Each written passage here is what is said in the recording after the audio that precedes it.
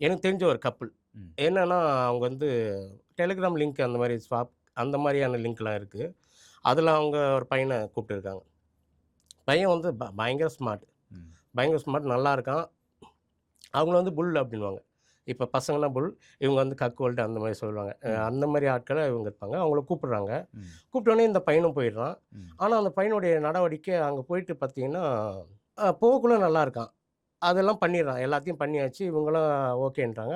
லாஸ்ட்டா போகக்குள்ள என்னாச்சு, கஞ்சா போட்டு, கஞ்சா அடிச்சுட்டு அவங்கள வந்து என்னன்னா, கத்தி எடுத்து மிரட்டி, ம். அங்க இருக்கிற செயினு, அவன் ம். மொபைல் ம். இந்த மாரி எல்லாத்தையும் அவங்க புடிங்கின்னு வந்துட்டான். ம். ஏன்னா, இவங்க வந்து என்ன ஆச்சுன்னா, யார்கிட்டயும் சொல்ல முடியாது.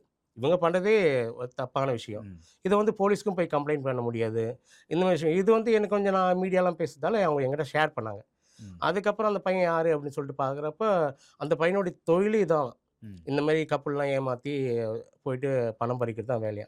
ஆனா அதுக்கப்புறம் அவங்ககிட்ட சொன்னேன், "நீங்க சேஃபா இருங்க. இந்த மாரி யாரையும் எதுவும் பண்ணாதீங்க. தெரியாத நபர்கள நீங்க இப்ப ம். நம்ம தெரிஞ்ச நபர்கிட்டயும் நம்ம இது பண்ண மாட்டோம். தெரியாத நபர், எங்கேயோ இருந்து ஒரு பையன் வரான். அவன கூட உடனே எப்படி செக்ஸ் வச்சுக்க முடியும்? ம். அது வச்சுக்கிறாங்க. அப்ப என்னன்னா இவங்க தான் அத எல்லாத்தையும் அனுபவிக்கணும்."